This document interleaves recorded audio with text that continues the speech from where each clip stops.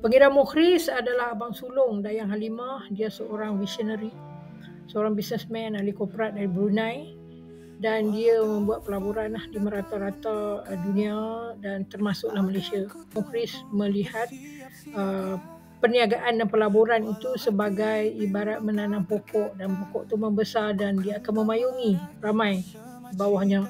So Mukhris mahu perniagaan itu dibesarkan dan diwarisi oleh waris-waris mereka ataupun orang lain di masa hadapan, dan juga perniagaan itu supaya ia boleh menjadi payung kepada generasi untuk bekerja, membina kerjaya. Tajuddin punya personality yang sebaliknya, iaitu dia nak some fast money, okay?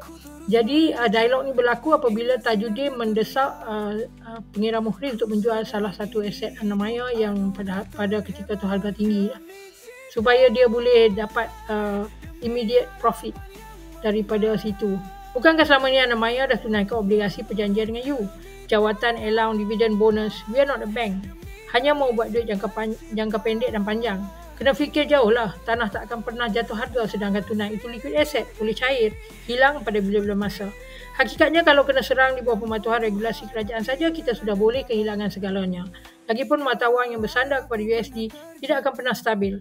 Kena ambil tahulah hal ekonomi, geopolitik, kewangan supaya kita tak mudah diperdaya.